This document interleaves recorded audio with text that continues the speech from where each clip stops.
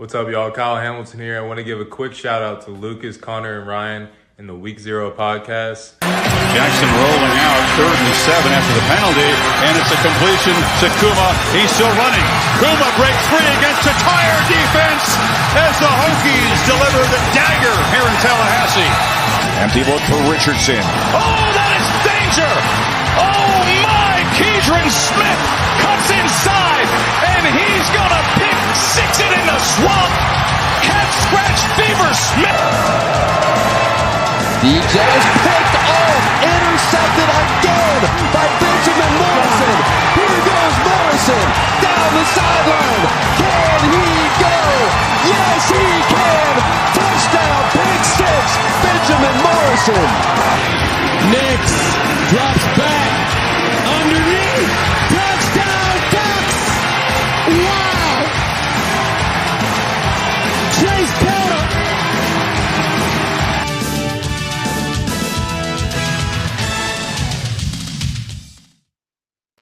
What is up, ladies and gentlemen? Welcome to the Week Zero podcast, where it is just the three of us.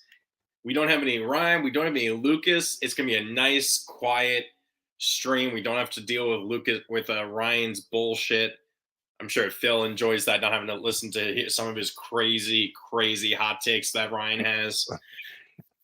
Man, I actually wore my doctor's robe here to diagnose Ryan tonight, but Doctor's robe already.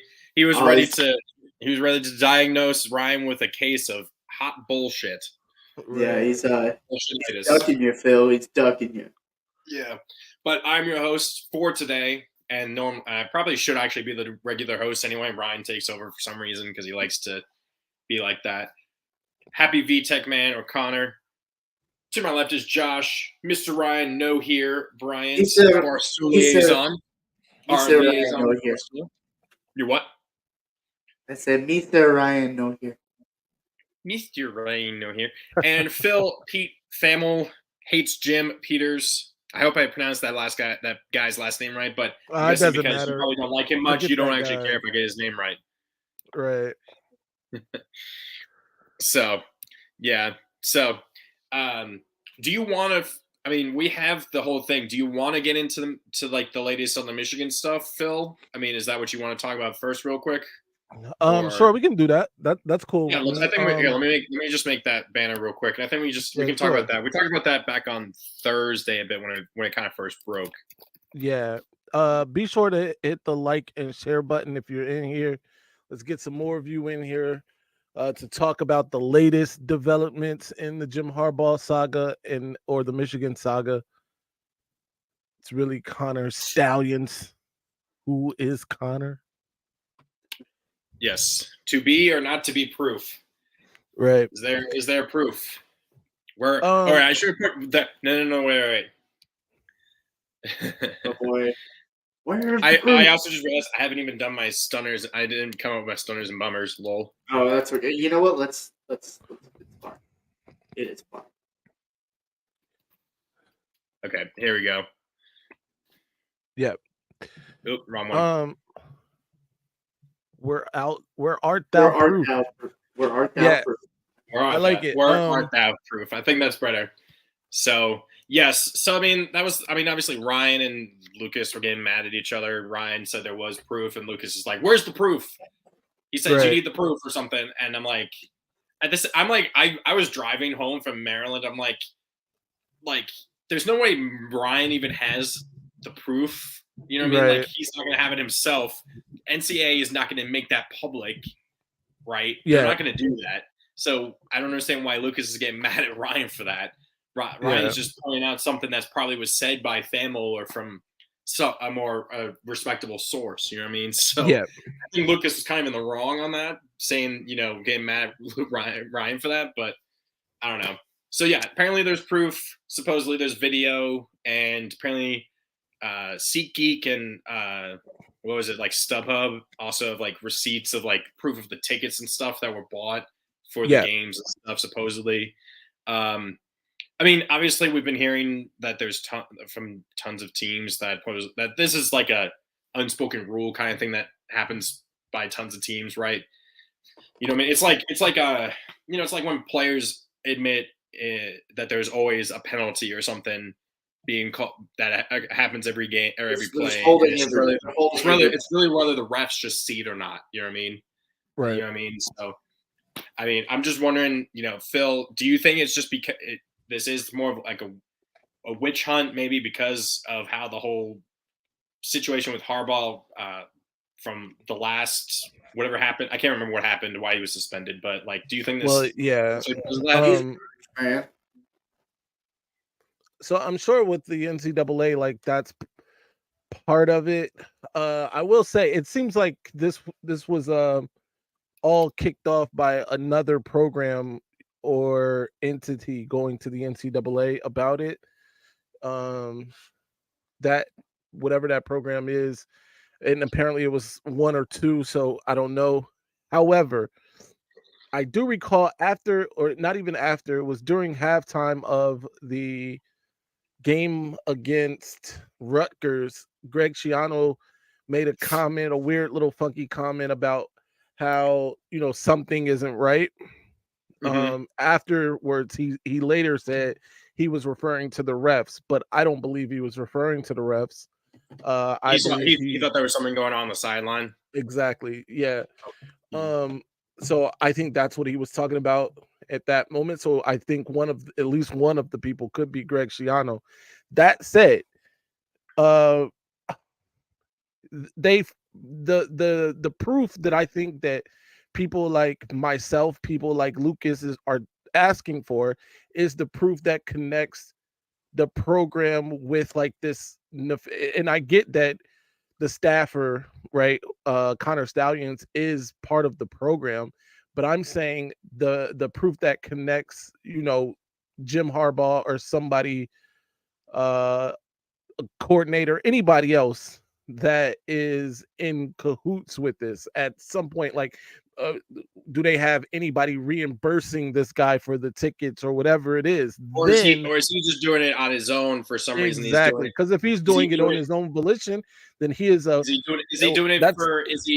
He could be maybe just doing it just because he wants to be a coach himself down the line. He's looking at how different teams do it, right? But then I'm sure, obviously, people then will question why if he bought the tickets himself, that's totally fine. If he's for these stuff, but I think the thing that's throwing people off is if he's using his Michigan staff connections or using that as a crutch to get him onto the sidelines. Yeah, that's the only thing that I think could be damning. Right now, all they have is at best circumstantial evidence against Michigan, because Michigan in no way with the information that's been provided by Thamel or anyone else shows that Michigan is complicit or Jim Harbaugh is complicit. All the evidence so far shows that the Stallions guy did the things, right? He bought the tickets, he used his own credit card, he, dispersed the tickets himself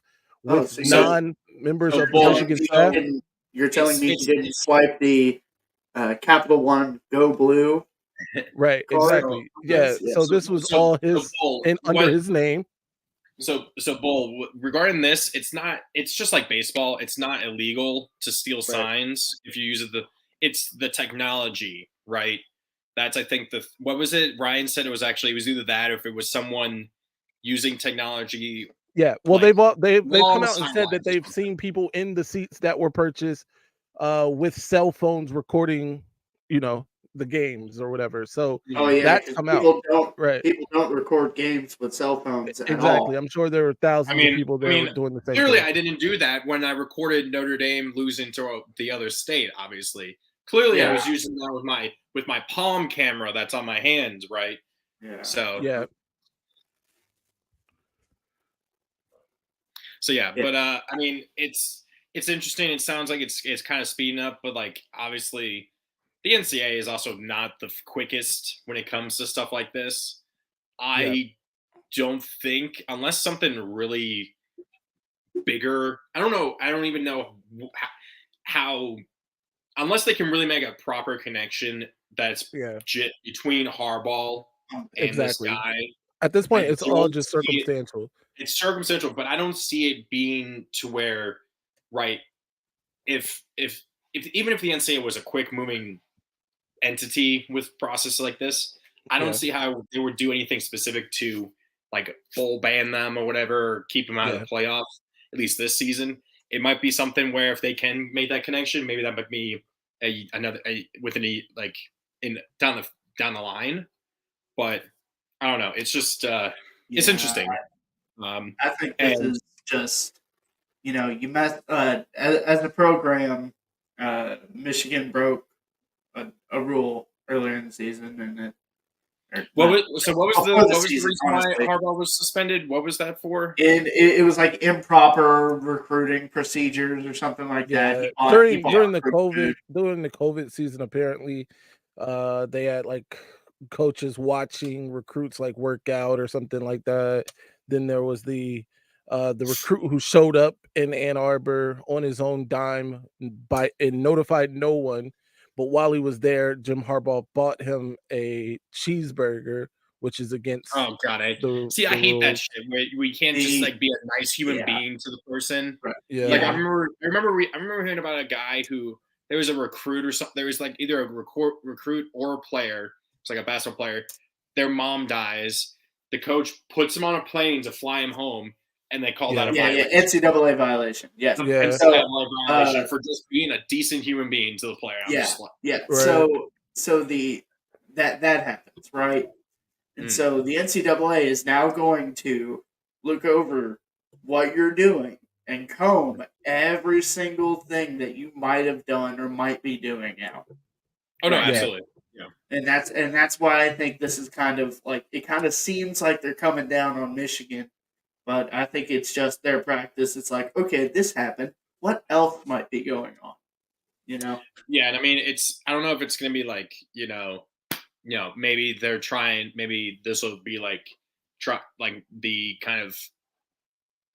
Unfortunately for you, Phil, depending on how this season goes and how everything else goes, it might be if you do this in the future, this is what's going to happen, or what could happen potentially. Like it's more of a, don't do, try and get rid of this practice or whatever. Since people have admitted that this is something that happens all the time, right? Yeah. I think the interesting thing is there have been multiple coaches now, most notably Matt Rule and Deion Sanders, who have come out and said that this is much to do about nothing. Deion Sanders went a step further, saying that even if you know the plays, even if you know the signals, right, you still have to go out and stop it. By the way, that's so much work to do, right? You have to see the sign, you have to decipher the sign, relay the sign, then relay that to the players. They have to then understand and recognize and then execute. So by the way, if that is the case and people are doing that, then more power to them, because that seems like a lot.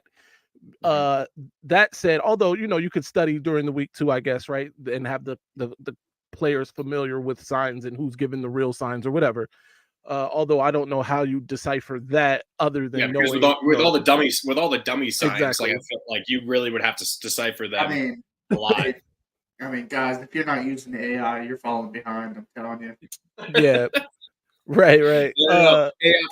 If AI started, if you had like an AI machine telling the coach what, it would always be the repeat the same stuff. Connor, I forget what program had it, but they were showing a game. It might have been Fox, and they had AI on the screen, and it correctly predicted a blitz.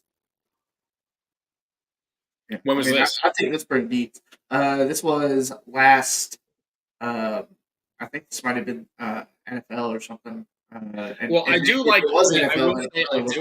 I did like. Remember when Tony Romo first came on for the NFL? Oh yeah, he was calling plays. He would see the blitz. He would just see how a team was lined up, and he's like, immediately, this is what's going to happen, and he gets it right immediately every single time. Yeah. I love that. We learned something about Tony Romo. He's really good up in the booth, but he's crap on the field, man. Yeah, but at the same time, it's like, but it's also, you also get that bird's eye view, so you can fully see where everything is. You know what I mean? You can, right? You know what I mean? So he gets that from that perspective, which I think helps. But anyway, obviously, this is something we'll be talking about going forward, I'm sure. as this progresses. I'm sure Yeah. we'll be talking about it again on this Thursday again. I mean, what else is going on in college football right now? Nothing much. Exactly. So we'll go through these games. There's a lot of games to talk about. There's a lot of things to talk about. First off, congrats. 1-5 UVA takes down UNC, formerly 6-0. UNC but like I remember people like, dogging on UNC because honestly, like their schedule has not been that tough. Did Like, UNC hold on? Did UNC have a bye week before this game? Let me see. UNC football. Here, I'll pull it up. No worries. I'll pull it up too. Let me see. I don't think so. Oh, what the hell just happened? No.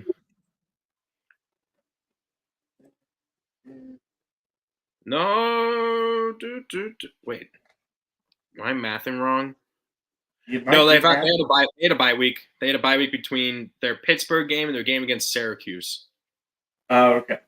Yeah, September 23rd was the Pitt game, and then October 7th was the Syracuse game. So, yeah, that's a bye week. So guys,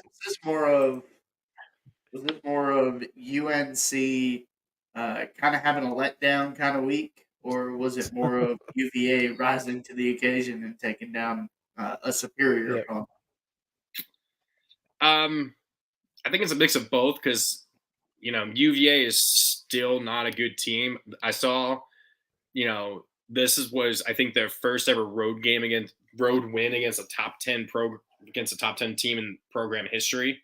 So obviously, one that also shows just how, sparse UVA football history is with, achievements, I guess. But at the same time, like UVA is still, I don't know if they're the worst in the conference now. It's kind of like between them, Pitt, and probably Boston College at the bottom of the conference. But I think UNC was being overranked a little bit because I think we had them up to like what 10, 11 in our own rankings. Yeah. So, I mean, I was looking. They haven't played it other than like the Miami game, and Miami didn't look that good. Obviously, they lost that game to Georgia Tech. They haven't played anyone ranked other than that, and I think UNC. It's just like people, this is how it's been with Mac Brown since he came back to UNC. Like they'll get really high, and then they can't get any further than that, and they just crash and burn against a worse team and stuff. Happened literally week 1 against Virginia Tech back in 2021. So, you know what I mean. I think it's a combo of that. And I think it's just showing that, unfortunately, there's really one team at the top of the ACC, and even then, we'll talk about that team as well. We'll probably talk about them next. But even FSU struggled against Duke, but I think Duke is a better team now than UNC. I would say. I think if Riley Leonard's not injured, I might take Duke over UNC, but we'll see. But yeah, what are your thoughts? What are you guys' thoughts? Sorry. Yeah. I think. I think UNC. No. I'm following like the Michigan news. Things are progressing pretty quickly here. Oh, what's going on? So, this comes from Aaron Torres on Twitter. Let's see who he is. Make sure. Yeah, he's the host of Fox Sports Radio. Yeah. He says he's hearing from an airtight source tonight. At least one major sports book in Vegas has been advised to take Michigan lines off the board for the time being. So it's not airtight. Wow. He heard it. It's not airtight, but I understand what he's trying to say. Wow, that's nuts. I don't. We've never heard that before. That's not great. Never heard that of a specific team not great. Not being allowed to be bet on. So you can't bet on Michigan. Bet specifically just Michigan or any game that Michigan plays. I'm guessing probably the game, but yeah, wow. I don't know. It doesn't go as far as to say what exactly, but yeah, that's pretty crazy. Like that's a step I've never heard. I don't know if it's that big of a deal. I get why Vegas would react like that because if they think a team is cheating, what's to stop that team from saying, "Oh, the Vegas says spread's going to be this, let's change it." Right. But I don't know. It's not like baseball. It's harder to fix scores. Yeah, I don't know. It's Oh well. But okay. so Let's get back to this. let's. Well, we kind of covered it. Yeah. Sorry. I There's think more maybe. UNC was a little overrated for sure.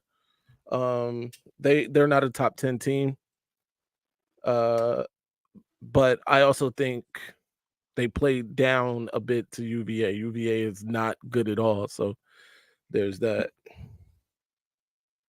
Or ACC falling apart. Yeah. Yeah. Let's go to the other ACC game. Duke was leading headed into the fourth quarter, and I guess Riley Leonard. That's when he got in. He got injured then, or sometime in the third quarter. And then Florida Right. State erupted for 21 unanswered in the fourth to win 38-20. Now, obviously, FSU, other than like the LSU game now and this Duke game, really hasn't been challenged yet. Well, actually, no, Clemson. I forgot about that. Sorry. I forgot about Clemson. Yeah, I forgot about Clemson. I apologize. But you know what I mean? Like, what does this say? One, obviously, for FSU, and then obviously I think that doesn't even be a question. I think the Riley Leonard injury was a difference because he makes Duke so much better than they actually are. Yeah. Possibly. What I think about this is, FSU is just really scrappy this year, and that doesn't really sound like something you would call one of the top 5 teams in the country. Mm-hmm. But they are finding ways to win these games, even if they're down or tied close to the end of the game. Yeah.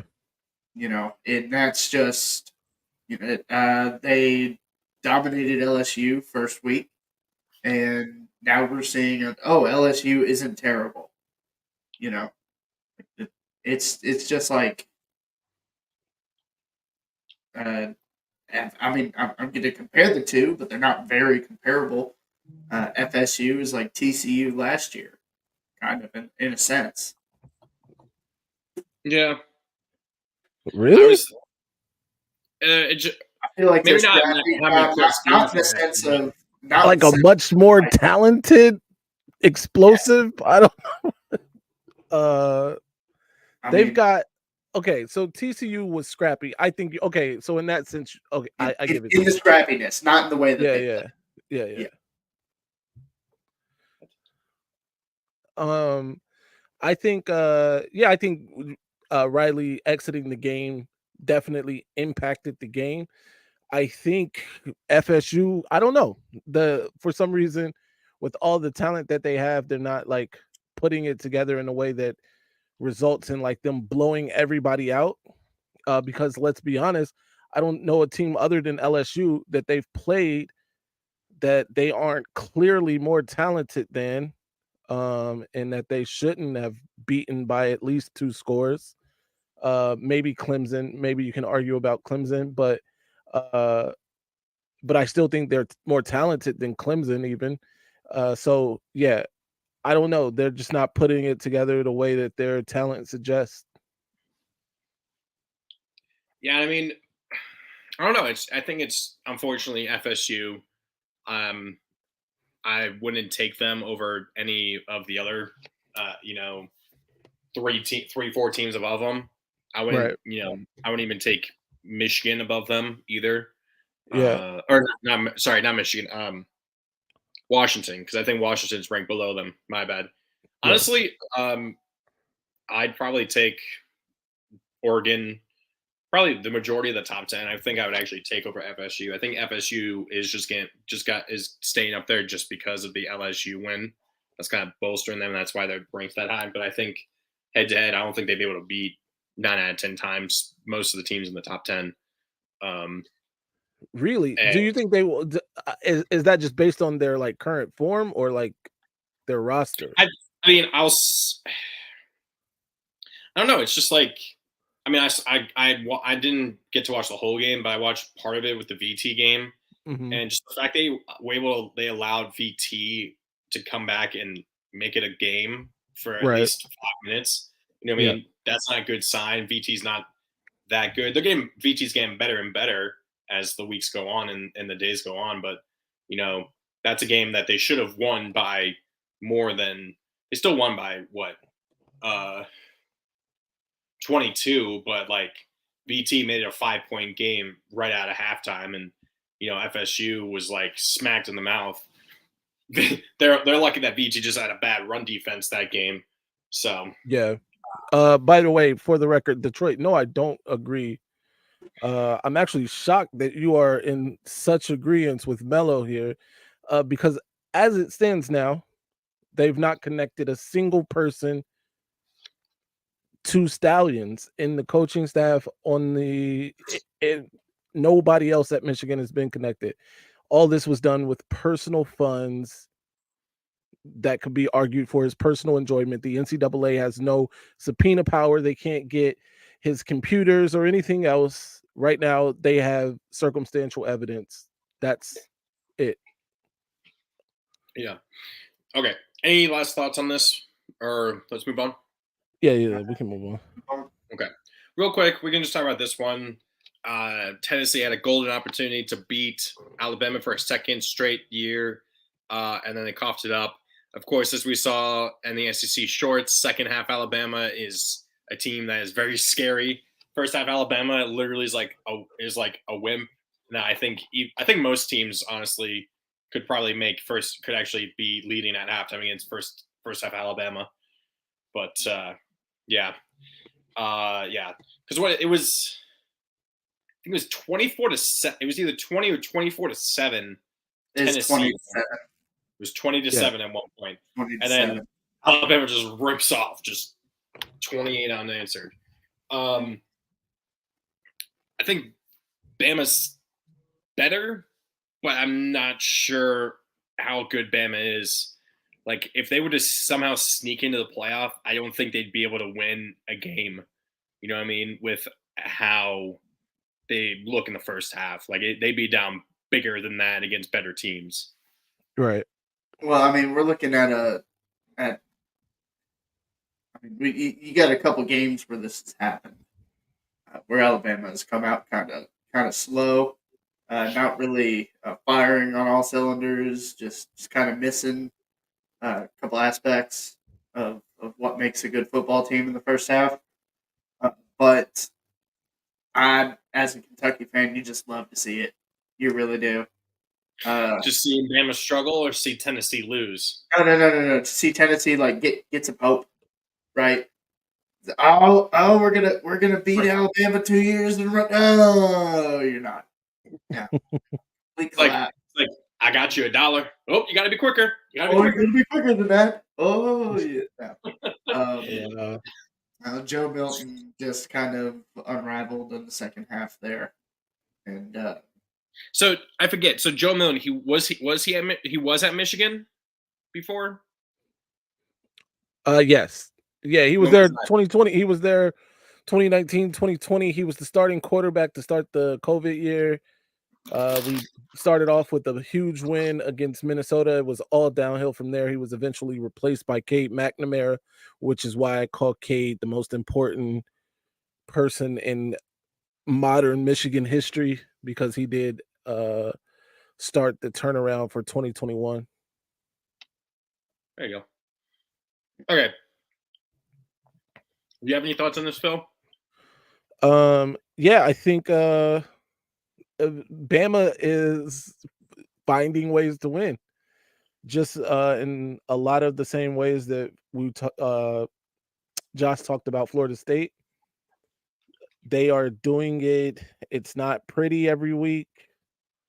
Sometimes they're up, 21-0. Other times they're coming back from 20-point deficits. in cases where they're up, they give up those leads and then have to fight in the end. So it's they're winning just like Florida State is winning. But I think both of those rosters are more talented than 99% of college football. So there's that. Yeah, it's just not the traditional Bama way. You know what I mean? That we're accustomed to. I think that's the shocking. It's not a complete game. No, and I think that's what would hurt them the most if they were to make the playoff or if they were to be in the SEC championship game against an LSU or something. Those two have Alabama and LSU. They wouldn't be in the SEC championship. Oh, no, sorry, they're in the same division. But like Georgia. Georgia, even still. But Alabama and LSU haven't even played each other yet, right? That's not until no, they haven't. What is that? Like a week or two? Next, that's usually later in the season. That's usually late in the season. We're week 9? Let me get it for you. I got you. So, okay. Well, as we do that, let's move on to Utah continues their ownership of USC. I don't understand exactly what Ryan is going here for the yearly property taxes. I feel like, but I kind of get it. But I feel like he should have said something. Excuse me, I gotta see this joke. Utes charge USC their yearly property tax. That's Ryan is. Come on, man. That's bad. You could have gotten something so much better. Like I could have said, like, I don't know, continues to keep USC as their surf or something. Like I guess he's saying it because they own them. Yeah, but I don't know. That's by the way, that is week 10 when LSU. That's next week, right? Because this is week 9, right? Yeah, next week. Is that game at LSU or at Bama though? I believe it's at Alabama. Ooh. Interesting. Let me double check because I hope that's like the ABC, a Saturday night game. That could make all the difference right there. If it's not, then there's something. Well, it might be the late game. It might be the late CBS game. Watch it be the early game. Watch them mess around and put that as the early game. Make it the early game and 11 o'clock start. Make it an 11 o'clock start in Alabama. No, it's not. It's to be determined. So they haven't. But it is at Alabama, and they already have a line out. Alabama is a 4.5-point favorite. Well, okay, LSU is behind them, and they're. I guess LSU's defense probably wasn't going to be able to keep. Yeah, let's talk about the large pachyderm in the corner. Okay. Yeah, there's a massive thing. So Utah. Well, first off, Caleb Williams. We'll also talk about that because here's the other one is. Caleb will sell out the rest of the season. We'll get to that. Oh, I was going to lead with that. Darn it. Okay. Fine, we'll start with that. We'll start with that then. All right, absolutely ridiculous. I'm absolutely calling shenanigans. This is asinine. Unless now I could see it where if they don't make a New Year's Six bowl, he doesn't play in the bowl game. If Caleb Williams doesn't play for the rest of the season, he gets drafted in the second round. That's not going to happen. He would still be a first round, but I think he wouldn't be the number 1 overall anymore. He would not be number 1 overall. He wouldn't be number 1 overall because that would just show teams that he's not committed to the team. Look, I don't care how desperate the Bears are. Like that's I don't even know if Bears, it's insane. Yeah. Because now it could be the Cardinals. I don't really see a problem with it. I'm gonna be honest with you guys. I don't see a problem with it. He is the consensus right now, number 1 pick, unless somebody does something spectacular. I don't know what anybody's gonna do to overtake that. The only people I can see possibly overtaking him is like Drake May. Bo Nix is 1,000 years old. Penix is old as well. Penix is old, yeah. Yeah, so I don't think that those two are going to like Marvin Harrison Jr. him. If Penix wins the Heisman, I don't know if a wide receiver goes number 1 overall, but it could happen. They are talking about him going very high. Caleb Williams right now is playing for nothing because they've got 2 losses. They're out of playoff contention. They have one Well, yeah, I guess He's the only two lost playing for Pac-12 the possibility of getting hurt. That's it. I mean, I Yeah, understand it, but I mean, it's ridiculous to just not play the rest of your season because you're that still would just getting NIL money. You're still, that's still your team. That you're just like, you know what, guys, I'm not going to play the rest of the season. Like it tells coaches that he's not a team player, and I understand the whole. Well, he could get injured and all this other stuff. That happens every snap. That could happen if he was playing for a Pac-12 championship or if he was playing for a possible spot in a playoff. It doesn't really matter that much. Right. I think the experience and the play time and all that stuff it's valuable. Yeah, I agree with that part. I definitely agree with that part. I agree with the part too that the just him being there for his teammates is big, right? Even if they've got nothing to play for.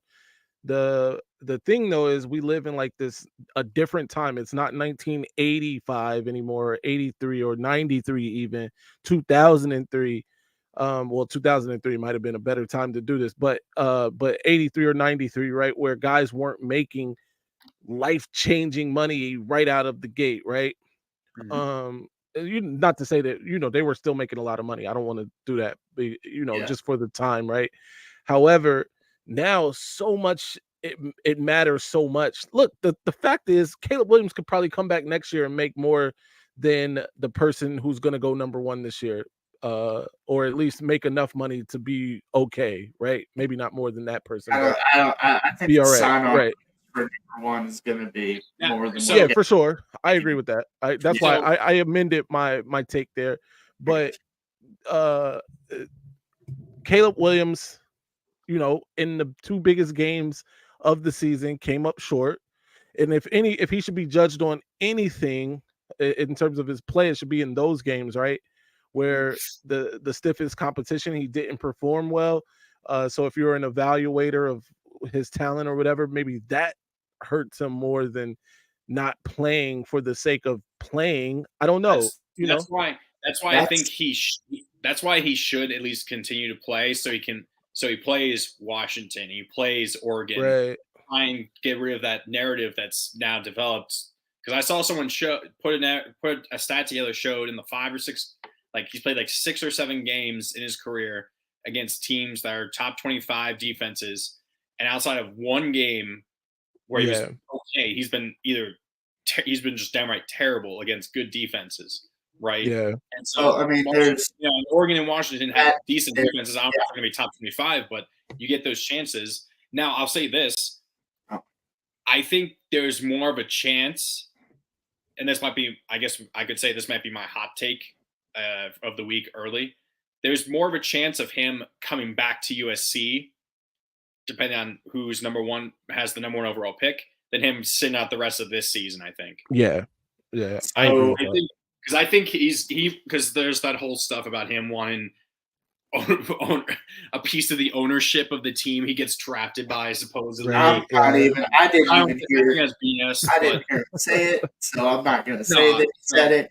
But but that's another thing too. He can use the rest of these games and just absolutely ball out and completely solidify his number 1 overall pick spot. Yeah, no, absolutely. Okay, so go back to Utah because I think that's talk about Utah owning USC and specifically Caleb. He's 0-3 now against Utah. Yeah. Yeah, he is. Hey, you know who's beating Utah? Anthony Richardson. So, right. So, but no. Is this just one of those like Utah has USC's number, or they just know how to get USC in the type of game where Utah can win? Like, I think the immediate thought is what Ryan said when Notre Dame beat USC is USC is just not as tough, and Utah has that toughness factor.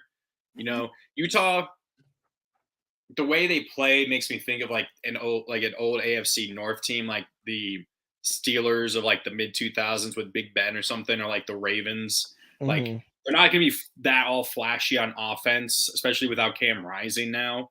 But their defense, they're just always going to outmuscle you. You're going to come away just bruised, battered. They're just going to beat you down and stuff.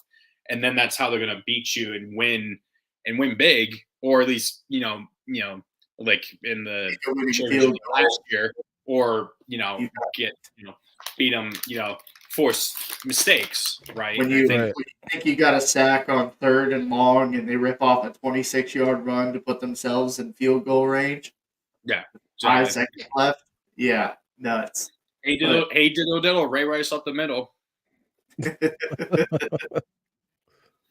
So, I mean, what do you guys think? I think they definitely have their number. I think it is a matter of toughness in the way that they play football. It's also a matter of the coach, man. The coach doesn't put enough emphasis on the things that matter. Offensive, defensive line, having a defense. You know what I mean? If you keep putting your already questionable defense on the field, they're going to give up things. And it's not just about, having a quarterback go out there, throw for 4,000 yards, 40 touchdowns every year, try to win the Heisman. You're not going to beat everybody that way. Clearly, and I don't know what he hasn't figured out yet, because he hasn't won anything that way. So other than quarterbacks Heisman trophies. Yeah. If you want Heisman, just hire Lincoln Riley and he'll get you a Heisman within the first 2 or 3. So this is how you beat Lincoln Riley football teams. All right. You make sure you're living in the backfield on defense. You make sure that you are physical at the line of scrimmage when you're on offense. Time of possession is everything. And make sure you make contact with their wide receivers within the first 5 yards of the play. Yep. Within 5 yards. Bully those wide receivers right off receivers. their route and their timing, because those offenses are all timing. It's all timing passes. That's just what Lincoln Riley does. If you can get in the backfield and throw all that timing off, whether on the receivers or on the QB, then the offense they're going to give up sacks. There's going to be broken plays, all kinds of stuff.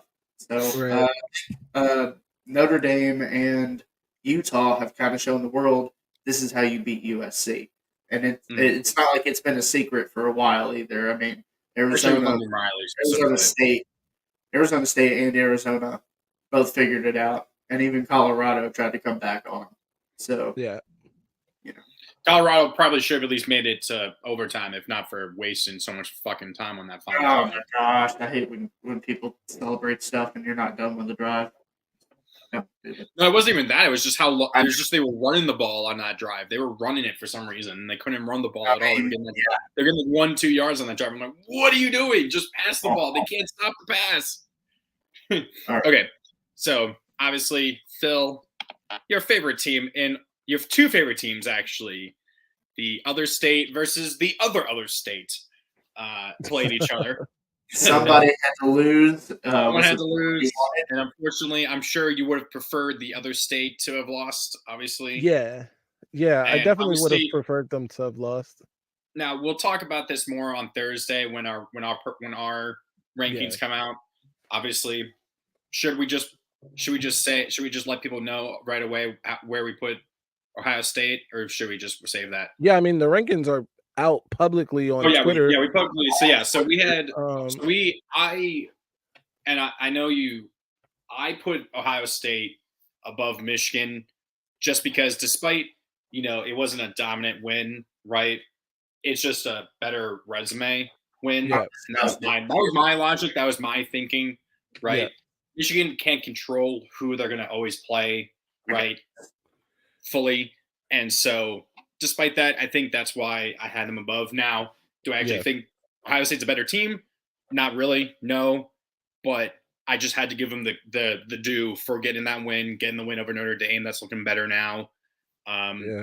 So, but I think head-to-head, obviously we'll find out at the end of the season. But we'll find out. I did not put Ohio State over Michigan, over Georgia. No. No, I didn't do that either. I still I put. know, I still had Georgia 1. I still had Georgia 1. He's not here. But the point is, and the reason why I didn't do that, because you can say Ohio State does have better wins. That is indisputable right now. Mhm. Right. But they have not been winning in the same fashion that Michigan has. No, exactly. I get it. Yeah. I know what you're saying. Like, oh, well, Rutgers isn't Penn State. I know. But they're still. And hold on.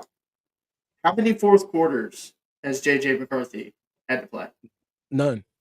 None. No fourth quarters. That is how Right. dominant this Michigan team has been this year. He has not had to take a snap in the fourth 8 quarter to of any 15 game he's played. ejections. It's like Lamar back in 2019. Lamar literally sat out like the fourth quarter of 4 or 5 games in 2019, and that's in the NFL. Like Then that's how Houston happened. Huh? And then Houston happened. Don't you mean Tennessee? He got sacked the 7 Texans. times. The Texans sacked him, or was that Tennessee? No. What are you guys talking about? Am I losing my mind? I'm talking about Lamar Jackson in 2019 when like Lamar, like 2019 MVP season, Lamar literally sat out like the fourth quarter, like 4 or 5 games. Didn't they lose though to Houston in the playoffs? Maybe not. It was Tennessee. They didn't actually sack him. They didn't sack him that much. It was more just it was just more that offense just sputtered. Yeah. Okay. Yeah. It wasn't because he got sacked. But whatever. By the way, I think Louisville is so dominant. You know what I mean? Got you. But I mean, Phil, obviously these are your 2 favorite teams of all time. Oh, absolutely. Give me your thoughts. Yeah, I mean, I think the game was awesome. Sorry, what were you going to say, Josh? Sorry, Phil. Oh no, I'm sorry. If you were still giving your point. No, I wasn't. I forgot something. You're fine. Yeah, I think the game was awful to watch. Mm-hmm. It was a horrid offensive. Like both teams were on the struggle bus on offense. The difference is that Ohio State has Marvin Harrison Jr. And Marvin Harrison Jr. is really, really good at football. So I think he made the difference for them. The refs obviously played a part. I'm not going to blame the refs though, because a hold did happen on that play. Whether or not it happened before the ball was out is another thing. There were definitely some questionable plays because wasn't there a strip sack that they called back? That's the one I'm talking about. During the strip sack, it got called back because of a defensive holding call against Marvin Harrison, by the way. Well, the funny thing is that we were talking about this before, me and Josh, about the Colts-Browns game, and there was a strip sack in that game that the Colts recovered that would have won them the game, but they called it illegal contact on the Colts. Now, supposedly, at least the NFL rules is when there's a strip sack or a fumble like that, DPI and illegal contacts are nullified. They actually can't be called because there's no pass. So it's like that. Like there shouldn't have been. So if it's like if there's no pass, then theoretically there shouldn't have been a defensive pass interference call on it. Well, it wasn't. That's why they call it defensive holding. Okay. Yeah, which can occur even if there's no pass. Yes. Okay. So they were diligent about making sure that score came off the board.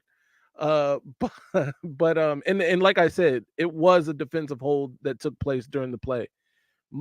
But if the strip sack happened first, it shouldn't have mattered. You know what I mean? And that's the or would have been Ryan, we're not reading your comment because you're not here, so you don't deserve to have your comment read. You just put it on the chat. Where is it? Hold on. He's talking about the Michigan stuff. We don't need Ryan. We already talked about that. Ryan, we already talked about the Michigan stuff. You weren't here for it. Clearly, I purposely ignored him in the comment section here. Yeah, we're ignoring Ryan. You're not here. We already talked about that stuff. Move on. Yeah. So I mean, this was an ugly, ugly game. And I do like that Drew Allers came out and he just straight up said I sucked. And I'm glad to see that from a guy like him. You know? Yeah, he did not play very well. neither quarterback really played very. I had an Kyle exclusive McCord interview was just carried by Marvin Harrison Jr. with, That was about it. with Drew. So, I mean, how do you think, because now there's the question about, is Penn State stuck? Like, will they ever be able to take that step up with James Franklin as their head coach? Yeah, I think they are right there. They are so close they can taste it, and I bet it drives them nuts. But I think with Phil, do you James think do you think they ever truly can compete for it? Because this always seems to happen with them ever since he's come there. They get like a top 10 ranking, and then they just lose a game to Ohio State or Michigan. Yeah, or both. Right back down, and then they just can't recover, and they just aren't able to get close. They're the team they're always going to be the team of the three that's more likely going to be in the Rose Bowl or something, playing against absolutely, but not in the playoff itself. Although I think the Rose Bowl this year is part of the CFP, but I get what you're saying. And you're right, Josh. They are right there. They have the talent, dude. I'm not even gonna. Kalen King is a first-round draft pick at corner. Mm-hmm. Drew Aller was like the second-rated quarterback in his class, I believe. Yeah. Who's the running back that's really good? What's his name? Nick what? They've got two of those, by the way. Two running backs that are really good. Allen and I forget the other guy's name. They are good in the trenches. The problem is, and I hate to do this, but James Franklin might be the problem. James Franklin is a really good coach. I'm taking nothing away from him. He did a good job when he was at Vanderbilt. He's done a good job at Penn State, bringing them back to this point, right? Mm-hmm. Now it's a question about, and don't get me wrong, I understand this because as a Michigan fan, we were in this kind of purgatory with Jim, right? For a while, where we were consistently the second or third best team in the East, just the East, right? It was Penn State and Ohio State and Michigan State even some years, right? And maybe you could flip them in Penn State a couple times, but consistently the other state was beating us, and then those two teams were taking turns. So like during the Saquon years, specifically. Exactly, right? During the Saquon years. And Wisconsin would clip us. Iowa would catch us a couple times, right? So I get it. But James Franklin does need to take a look in the mirror and kind of do some self-reflecting. I don't know, but the offensive play calling was James Franklin is notorious for getting in like a fourth down situation where he has to go for it, right? So he's making the right decision and going for it, but he will call, or his offensive coordinator will call the worst possible play. Wasn't there a few years ago? It was like a fourth and 6, 5, bro. Fourth and 5. They had to go for right? It, and they ran a and draw they play. ran the football against a team they hadn't been running the football on. Not only did they run it, was that against you or was that against Ohio State? That was against the other state. Yeah, that was against Ohio State. We're gonna run it right in the teeth of this defense that's been stopping us all night. So he does that sort of thing. He did the same thing this past weekend. They had like a 4th and 3 or 4th and 2 or something, and he ran it. Like, at least give Drew Aller, who is pretty mobile, by the way, for his size, especially, the opportunity to an RPO, right?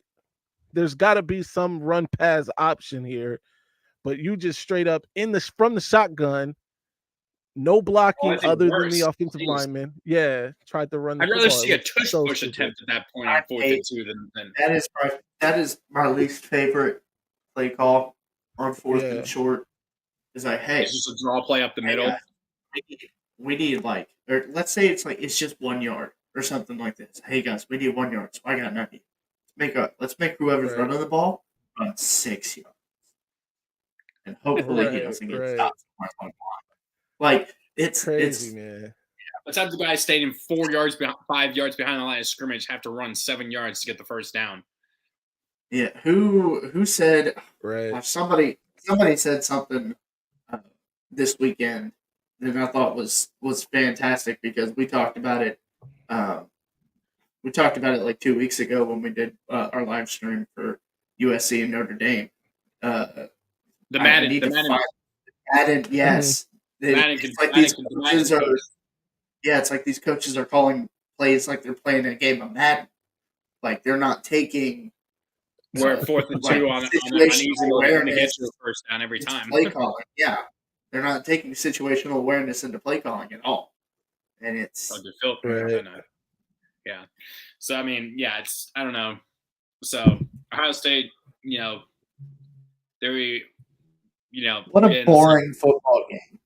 Dude, I saw part of the replay when I was at a bar yesterday with my mom, and it was just like I kept looking away watching the replay of the Eagles-Dolphins game instead because at least that game was more entertaining slightly. It was 10-6 for most of the game. Yeah, and like Ryan said, Ohio State dominated Penn State. I was like, no, they didn't. They both freaking floundered. It was bad.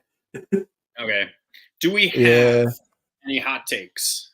A hot take for this week. Well, first off, you need to know that so far for the week's picks for this week, your boy's 100%. So I'm hopefully I took Liberty. I took Liberty and New Mexico State. Yeah, gotcha. All right, that's surprising. I didn't realize New Mexico State had won 5 games because remember when like week 2 or week 3 we had them versus New Mexico as the worst game of the week, and now New Mexico State is 6 wins on the season now. You know what's crazy? UNLV has 6 wins. UNLV. Nuts. That is surprising. Absolutely. Wow. So, by the way, that's another win for Michigan. Michigan dominated UNLV. Yeah, there you go. You got a win over another team over 500 right there. Boom, baby. We got any hot takes? Not really. Yeah, my hot take is that man, this week, who are some of the matchups? What's a good matchup? You got Duke at Louisville, Oregon at Utah, BYU at Texas. I don't know if that's that Oregon good of a matchup. At Utah. Oregon at Utah. Game day's there. Okay, there we go. Are you guys ready? Yes. Ooh, I'm ready. I'm ready. Lucas, don't be upset. I know you're going to be upset. Utah knocks off Oregon in Utah. Okay, that's not the hottest take because I mean Utah's what, chills. 10 or 11th. Utah is ranked 13th. Yeah, I'm sure they. Yeah. No, I mean that's not that hot of a take. The only hot take would be like Utah wins by like 10 plus. I feel like that's a hotter take. I don't know. Well, Oregon probably not going to happen. Oregon's offense is really good. Oregon is just way more talented than Utah is. Yeah. I think it's wild. So some other matchups we have Ohio State at Wisconsin, Colorado at UCLA, North Carolina at Georgia Tech, Old Dominion at James Madison. Oh yeah. There's going to be some upsets this week. It could be. I feel like there might be. This might be the most upsets of any week so far. Oh, that's a hot take. There's a hot take. Yeah, there you go. The most upset you had the entire season, right? Will be this week. It's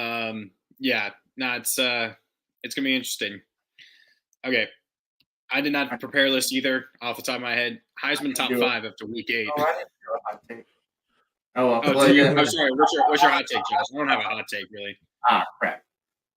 Shouldn't have said it. Let's see here. Oh man, my hot take: Pittsburgh beats Notre Dame on the road.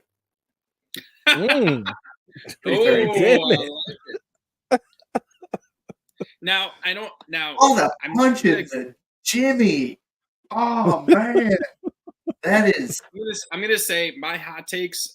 It's not gonna be a hot take specifically for this week. It's gonna be for the whole season. After how we've seen this go, and obviously this happened last year, but Michigan. It's the game is at Michigan, right? It Ohio is. State is at Michigan. Yeah. Michigan beats Ohio State by 28. At least Damn it. At least three touchdowns. At least 3 touchdowns. Good. I think that is. I think that is possible this year, more so than JJ, what was it last year? season. You guys won by 20. You guys by one what? At least 2 touchdowns last year, and it was at Ohio State, right? Oh yeah, it was, yeah. And the year before that, we won by 13. So I think it was like 13 and 17, right? Maybe so 20. give me Michigan wins by 3 touchdowns at least, and JJ McCarthy will sit at least half of the fourth quarter. That is the other half. That's the other half. That's the other half of it. Oh, you're not going to be very popular in Columbus. Nope. We won by 22 last taker. year. So that's the hottest thing I've really ever had. I'm not someone who takes hot. We won by 22. Yeah. Who won by 22? Michigan won by 22 last season. Oh yeah. So okay. Yeah. So at least 21. I'll take that, especially with how Ohio State's looked. Give me that. Oh, here we go. Melo's not even saying your name. Top left box. Let him run that. Hey, at least we don't have. Now I'm just top left box on that. You're top left box. I went from VTech man, like top left box. I was VTech. Melo's been waiting. He's been waiting for somebody to say something ill about the other state, boy. No way. Wait. Top left box. Excellent. All right. What we got? There we go. Top left box, better than Virginia Tech T. Top left box. Right, there it is. There it is. Top left box. Excellent. Okay. I do not have this planned at all. Stunners and bummers. Oh my gosh. Did you guys give your Heisman takes? Oh, sorry, we didn't do Heisman. We didn't do Heisman. Sorry. Hey, go ahead, Phil. Well, JJ McCarthy is number 1. For me, definitely. I'm gonna follow JJ up. It was VTech man, Mello. Get it right. VTech man, right? It was VTech man. It was VTech. It was happy VTech man. At least get that damn right. So I got JJ at 1. I have everybody was kind of sucky last week. I got Bo Nix. Everybody kind of sucked. Give me Bo Nix at number 2. I really want to put Jaden Daniels on here, but he has 2 losses. I'm gonna refrain. Give me Michael Penix number 3.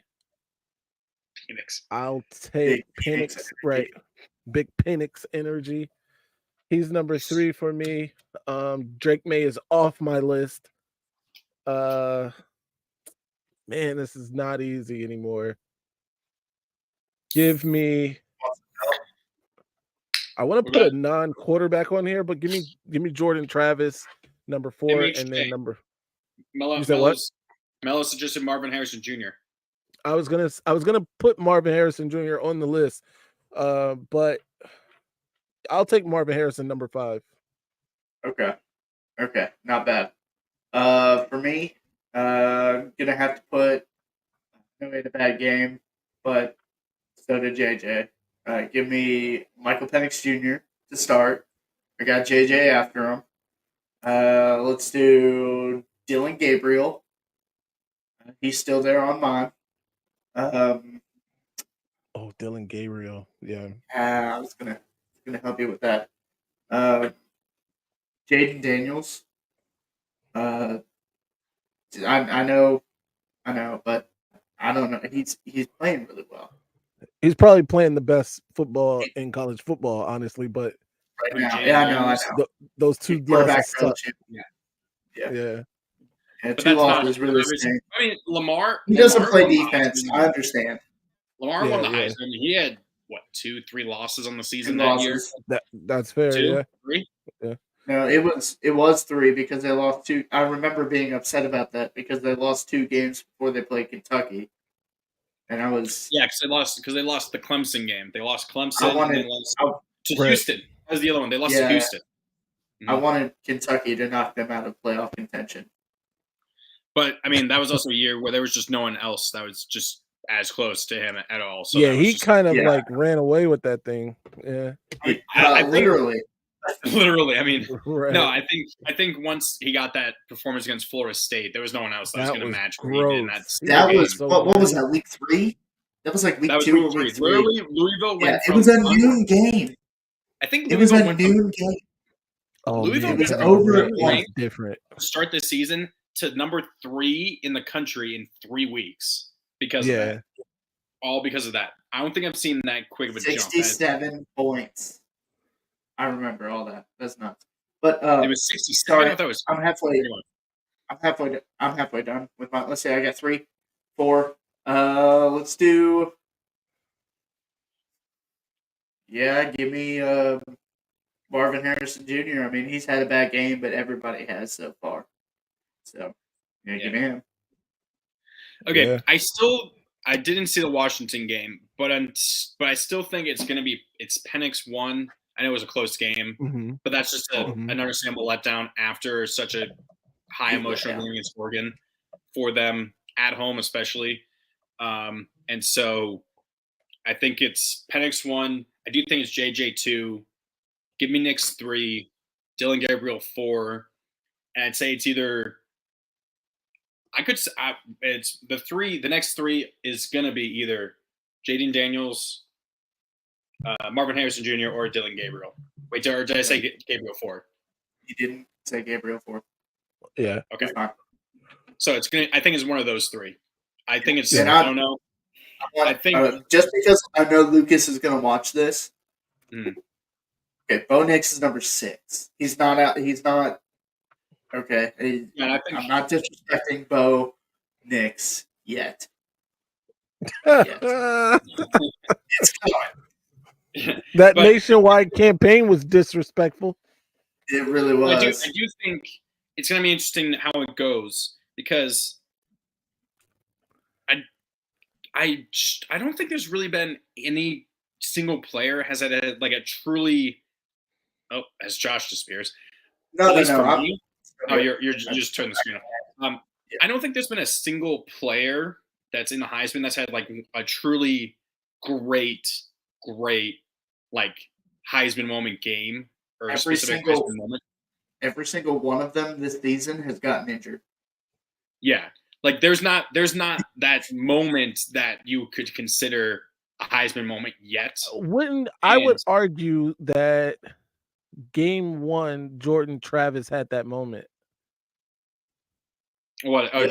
just beating LSU as badly as they did, I mean, or no, that specific. Or there was that play, wasn't it? There was like that crazy play that he got that touchdown on. But I also, because it ended up being a blowout, then maybe, maybe not. But I think that was a moment. That game even was a statement in a moment for Florida State. It kind of put them in this kind of, it thrust them into the playoff conference, and they've been there ever since.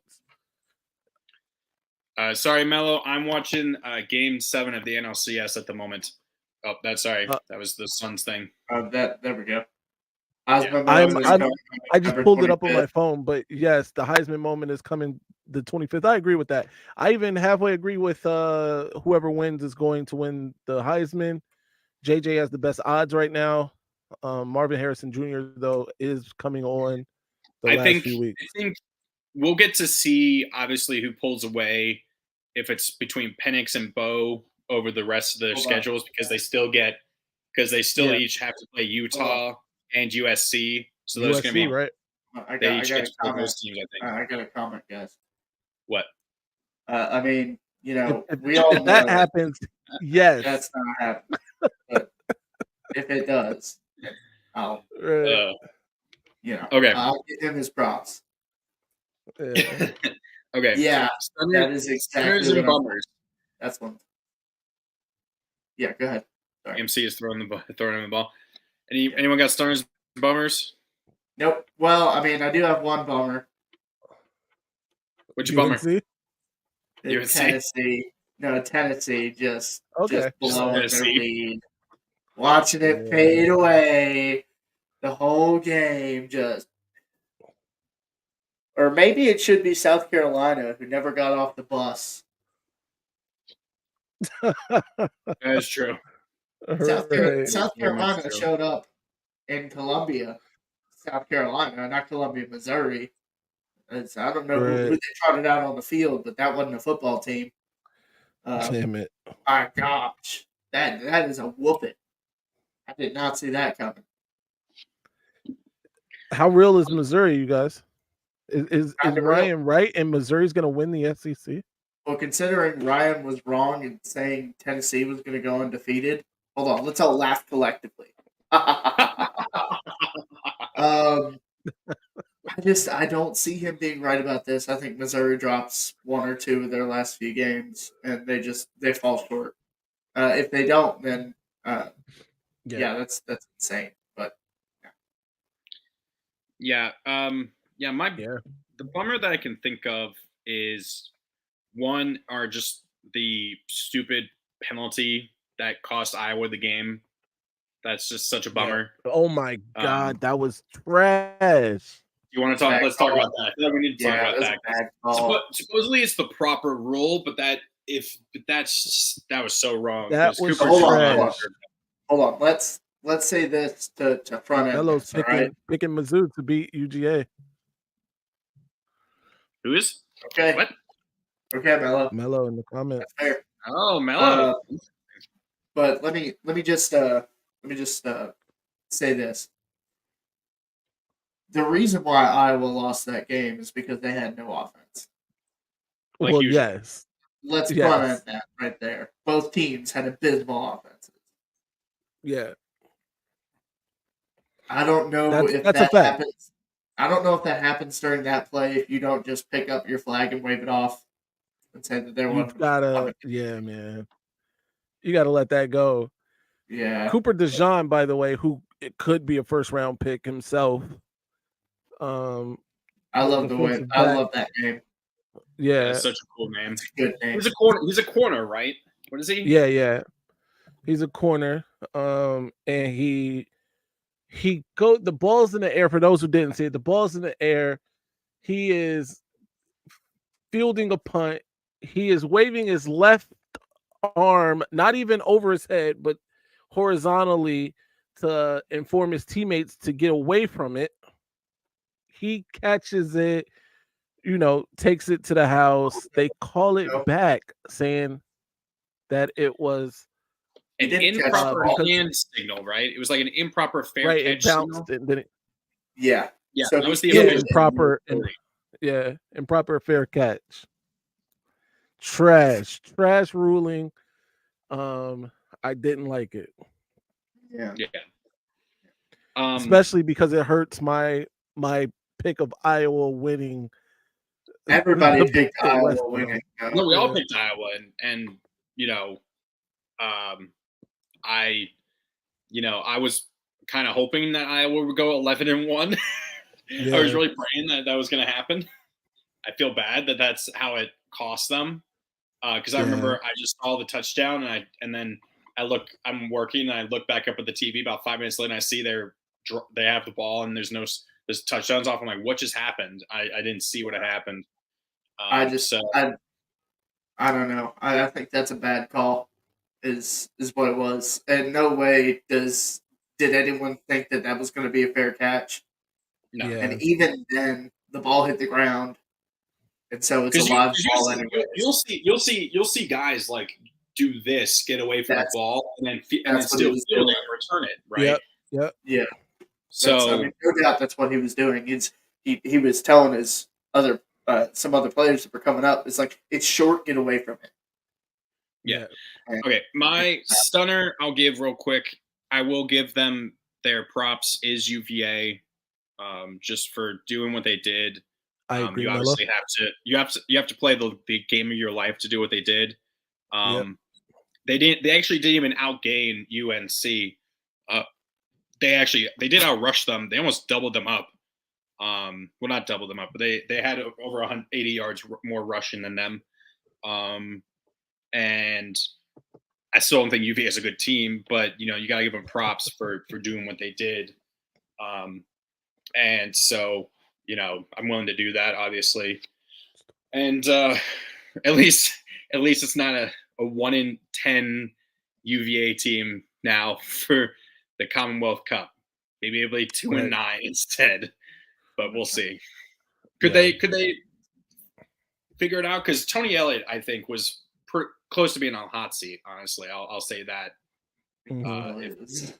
I think this at least saves him for this season. Maybe they keep bringing him back, but I think he was on the hot seat. I don't know. Yeah. We'll see. Yeah, I agree. My stunner is the same. I was going to pick UVA as my stunner. I don't really have a bummer. Well, Caleb Williams or Cooper DeJean. Yeah. The whole thing. I think we can just say that's our collective bummer was that happening to such a cool guy like Cooper DeJean. Right. A white corner, no less. A very rare thing in Yeah. Okay. So surprise team. Surprise team of the week. UVA. UVA, right? Yeah, UVA, obviously. UVA. And then the meme team, which is on the exact other side. Let me see. Should I do it? Should I pull it up? Go ahead. No, it wasn't Tennessee. No. Let me get them up and then I'll share mine. Right here. Yeah, there we go. Okay. We're doing this live.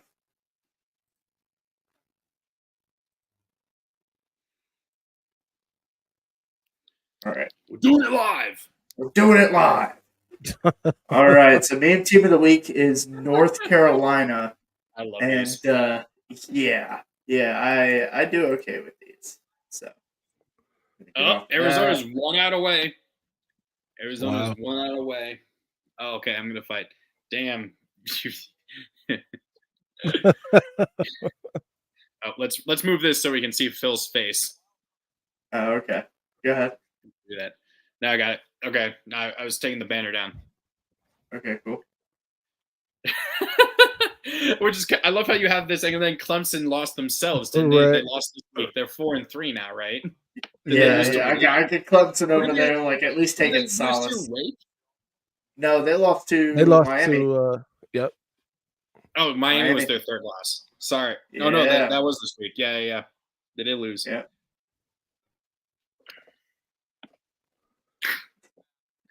Hey, yeah. I love how his head is touching the ceiling. I just noticed that. Yeah, I've never noticed. Right. I think that is. Oh, no, got one more. I fear no man, but that thing, it scares me.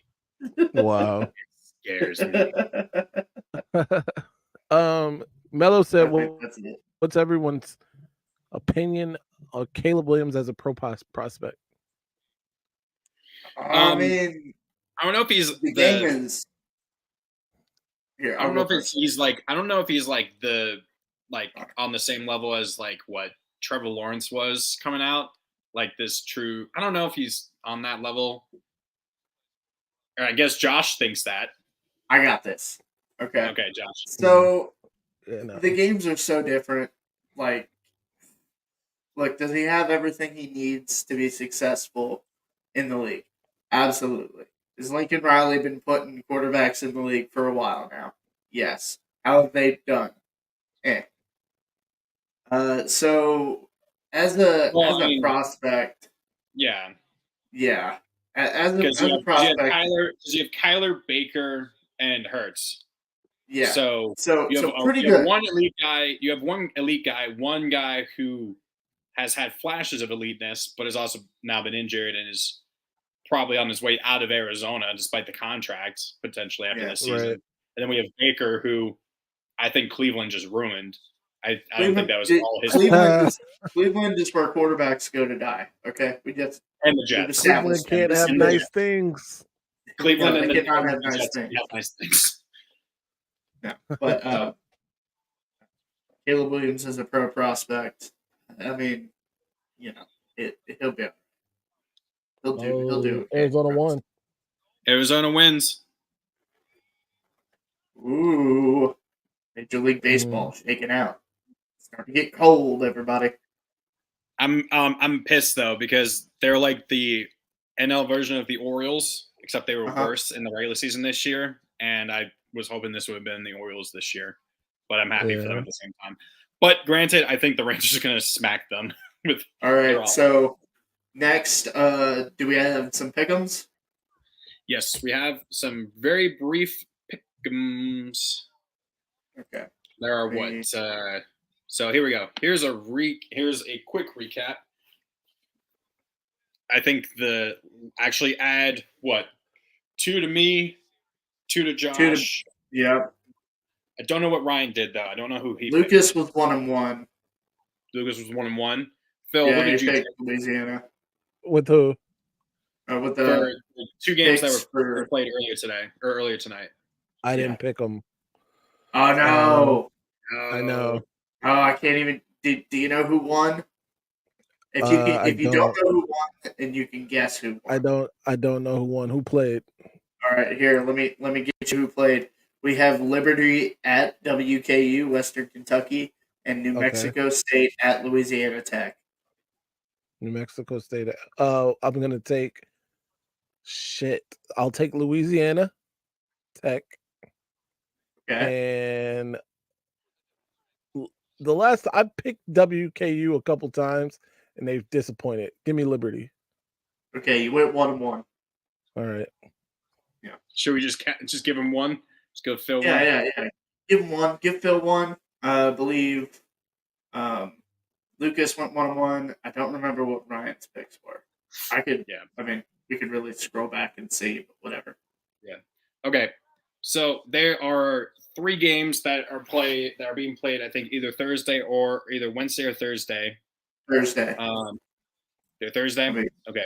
No. So there's a Wednesday game in our pick'ems. There's a Thursday game in our pick'ems. Let me double check. No, so we're picking the Wednesday and the Thursday games. So there's one. So the first one is our friend.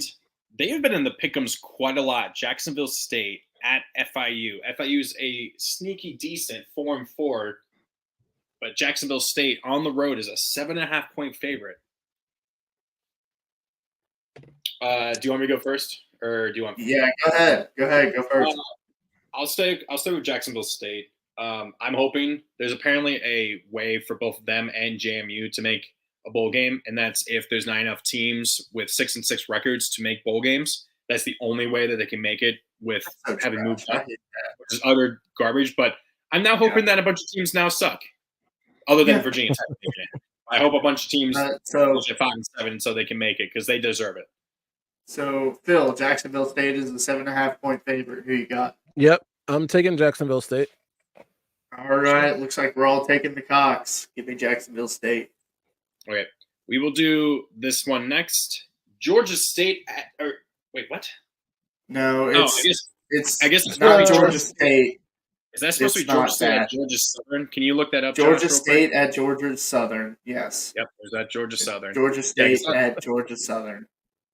I saw the Southern because I think JASO is Georgia Southern. Yeah, Georgia Southern, I believe, I believe Georgia Southern is a 1.5-point favorite at home. Yep. So, I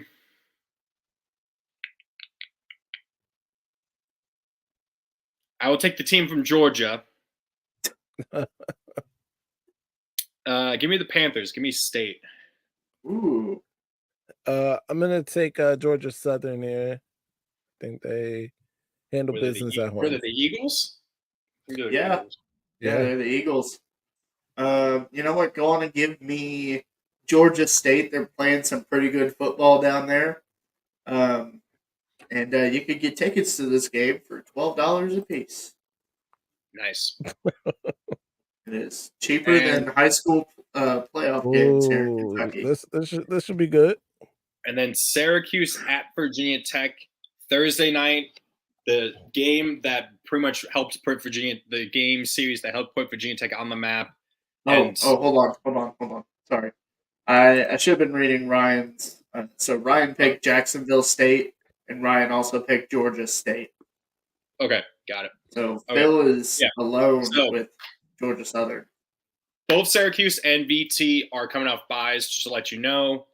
VT is a 3-point favorite at home Thursday night. The game series that helps kind of put them on the map nationally, and they've always enjoyed having as Thursday night games. You guys got, obviously I'll go last. Okay. Phil, would you like to take this one? Sure. Give me the Hokies at home.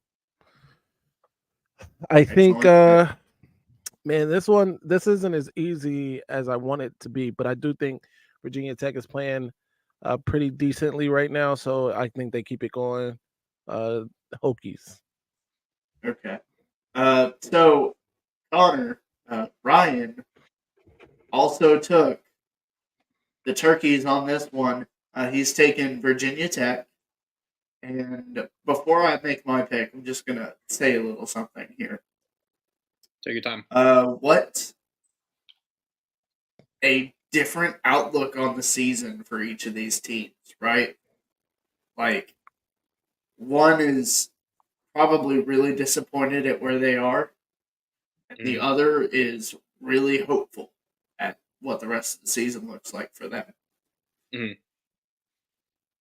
I did not pick them last week. It burned, or not last week, 2 weeks ago, and it burned me. And I also got my Syracuse pick wrong 2 weeks ago as well. So go on and give me Virginia Tech. And I'll even give a score for this one. Virginia Tech 28, Syracuse 17. Okay. So what you alluded to, Josh, these two teams are going in complete opposite directions now. Syracuse has lost 3 straight, all by absolute blowouts. I don't think they've scored more than 7 points in either of those 3 games. But of course, unfortunately, they were the 3 best teams. Oh, sorry, I thought that was Thunder for a second. I think they played literally back to back. I think it was Clemson, UNC, and Florida State. Yep.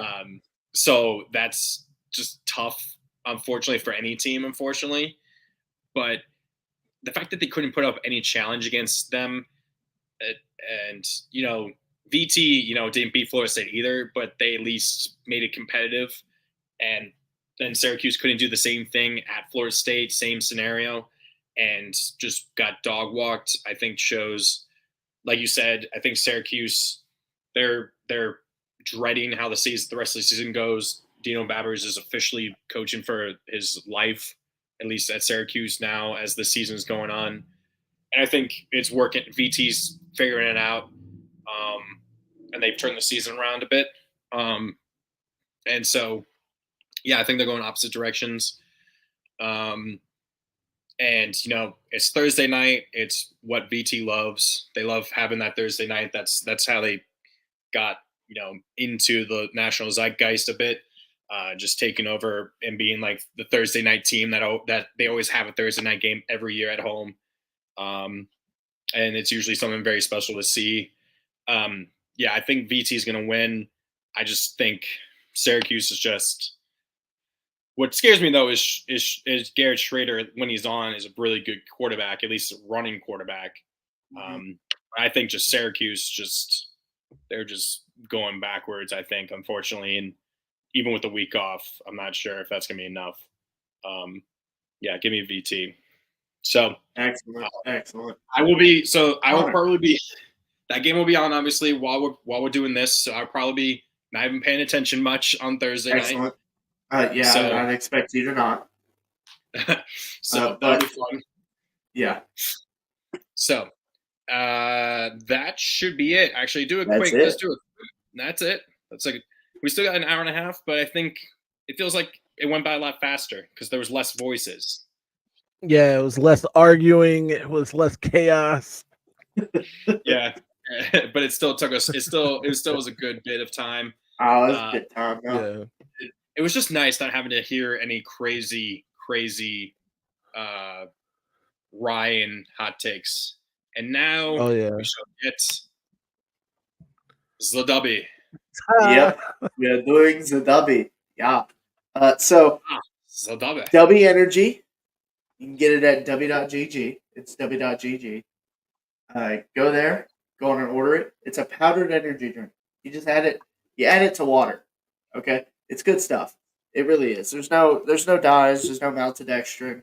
There's just coffee extract and just a crap load of B12 in it. Honestly, crap load. It sharpens me up, gets me going for the day if you're not a coffee guy, or if you stay up late at night, play video games, looking over point spreads, got to try to stay focused because you're betting the mortgage next week and you better be right. So use our code week0 at w.gg. You get 10% off your entire order. They're doing a deal on shakers now. They're doing bundle deals for tubs. Man, this is my favorite. This is Dub Sludge. There you go. And it's fantastic. It really is. That is, again, w.gg. Use code week0. Let them know that we sent you. Cool. So that concludes this week of the week's, or at least this Tuesday version of the Week 0 podcast. Tomorrow I will be doing, hopefully I'll have someone there with me to do my NFL Week 7 power rankings and doing game picks for that. I've been starting to do that with my friend Macon, and occasionally we've had Lucas once when he was able to join. I know Phil does not want that on his channel, but be sure to try and watch that, guys. Maybe that'll help get us some more subscribers, maybe. Freaks band, maybe. I don't know. It might not be worth it. I don't know. We'll see. That will be all right. It's never worth it. It's worth trying. But this has been the Week 0 podcast for Phil. Pete Thamel hates Jim Peters. I'm upset about the Michigan shit. Yes. For Josh, Mr. Ryan No Here Bryant. Mr. Ryan No Here. I am top left box.